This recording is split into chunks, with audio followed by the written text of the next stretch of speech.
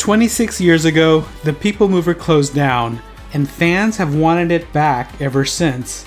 This month at D23, Disney announced the biggest Tomorrowland overhaul in a generation, but instead of reaching for 1967, the era that gave us the PeopleMover, they're going all the way back to 1955 for inspiration. Here's the catch. Although 1955 captures the only Tomorrowland Walt ever designed and walked in, it's actually a version that never had a PeopleMover at all. I'm sure you all know the feeling. Walking into Tomorrowland, seeing the abandoned PeopleMover track overhead, and thinking about what was and what could have been. Maybe you've looked at the construction wall at the entrance that had concept art of a renovated entrance on display since 2019. Disneyland Resort President Jill Estorino even joked that the wall will soon be of legal drinking age. So now that Disney is restoring Tomorrowland back to the original 1955 vision of technological optimism, there's plenty of excitement in the fan community around the potential return of the iconic PeopleMover. But since the PeopleMover actually arrived in 1967, is Disney quietly telling us it might not be in the picture at all? Let's break down the Tomorrowland Reimagining announcement, what restoring the 1955 vision could look like from a design and attraction perspective, and if the PeopleMover is truly realistic. It's now a well-established fact that Tomorrowland today is in a state of disrepair. So much so that Estorino actually agreed with us and acknowledged that today's Tomorrowland feels a bit tired and has very little tomorrow. It's currently a dated, fragmented mashup of mismatched IP franchises that serve no central design theme, not to mention underutilized space and abandoned infrastructure, the former Carousel Theater, the former Magic Eye Theater, and the PeopleMover track.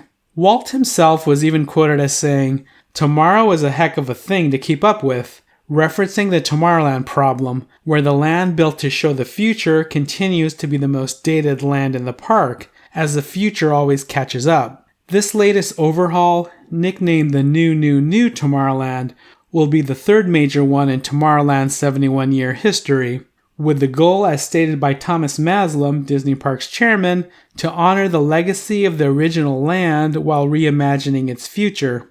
Over the years, there's been plenty of speculation of what the next version of Tomorrowland would be, perhaps focused around a single IP or something timeless like the former Jules Verne steampunk aesthetic. So it's quite fitting that the only Tomorrowland that Walt himself designed and walked through would utilize the design that he himself envisioned in 1955, a vista into a world of wondrous ideas. A step into the future with predictions of constructive things to come, new frontiers in science, adventure, and ideals, the challenge of outer space, and the hope for a peaceful and unified world. In line with this vision, Tomorrowland's founding era debuted iconic attractions, such as Rocket to the Moon with the original Moonliner, the House of the Future, Astrojets, Skyway, and still in operation today, Autopia, the Monorail, and Submarine Voyage, now Finding Nemo. And the Matterhorn bobsleds were originally part of Tomorrowland in its early years, as its tubular steel track was considered forward-thinking and a radical departure from traditional wood and steel coasters. Fast forward to July 2nd, 1967, which was the debut of the very first new Tomorrowland overhaul, a new era labeled as World on the Move, a mere 6 months after Walt passed. This era debuted, of all things, the PeopleMover.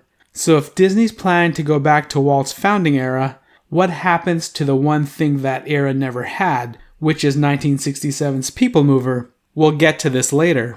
But first, let's take a look at what the future Tomorrowland could look like. No plans have been announced, so fan-floated ideas, a Buzz Lightyear refresh, Space Mountain facelift, Carousel of Progress return is pure speculation. For better informed ideas, we'll refer to Emily O'Brien, who is the creative lead of the Imagineering team working the Tomorrowland update. Her stated direction is new attractions and open gathering spaces, built for immersive storytelling and emotional experiences, inspired by Walt's opening day vision of a vista into wondrous worlds. Disney's modern corporate strategy for the parks is currently centered on IP integration, rather than the original built-from-scratch attraction approach utilized in the 1955 founding era.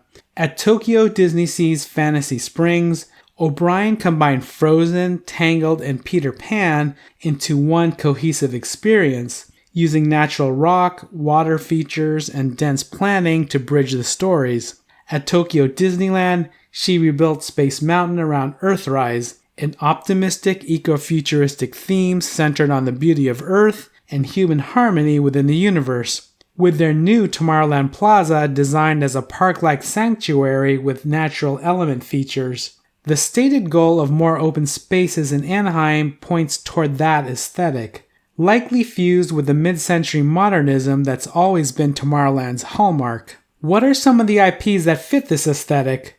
Big Hero 6 and San Francisco blends high-tech optimism with green energy, particularly with its massive, colorful floating wind turbines. WALL-E is another natural fit, built entirely around environmental renewal and hope for a livable future, literally the optimistic eco-futuristic tone the new vision is aiming for. And from a purely mid-century future tech perspective, Incredibles or even Fantastic Four could be candidates. Because of the Pixar and Marvel affiliation, some may feel these are better suited for DCA. Regardless, I believe these IPs are still the closest to the stated vision.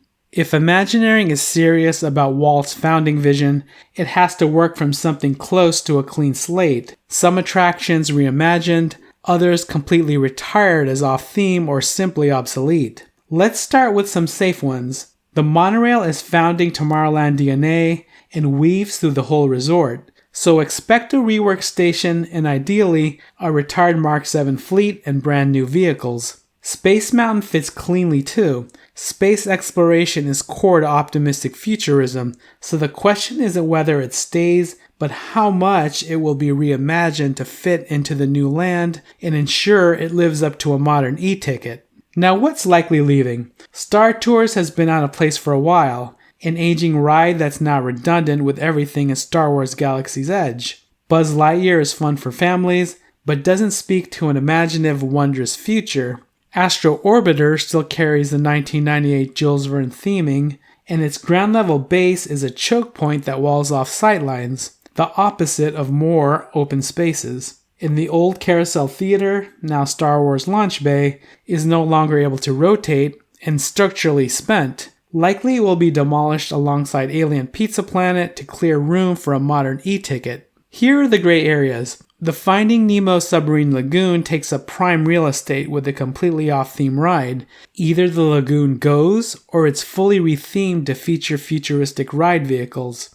Autopia is an original 1955 ride, and if Disney proceeds with their plan to make the vehicles fully electric, also doing a refresh of the track environment will make it fit the clean, hopeful future the new vision is chasing. But it does consume a massive amount of space that may be better suited for a new, forward-thinking immersive experience. Let's run the same fit test on the PeopleMover, and interestingly, it fails and passes at the same time. On the surface, it's a 1967-era attraction that was never part of Walt's 1955 founding vision, but if you think about it, gliding above Tomorrowland in efficient, futuristic vehicles that use clean technology is the founding vision in its most literal form. From this perspective, the PeopleMover is a perfect addition for the new Tomorrowland.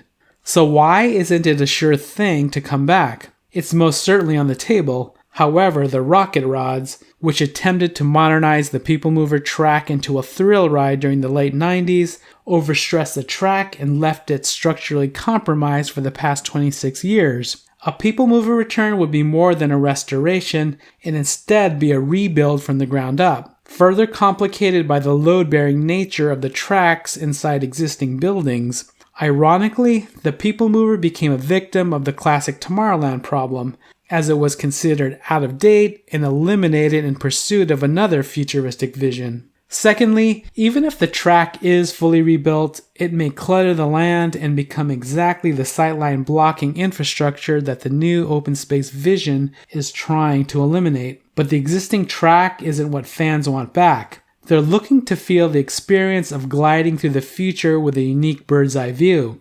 So if Imagineering can creatively thread an elevated track through the land without cluttering it, while still retaining the open space feeling that the new vision is centered around, then the PeopleMover could genuinely become a reality once again. And consider that the PeopleMover was just a method to give us the feeling of being carried into the future.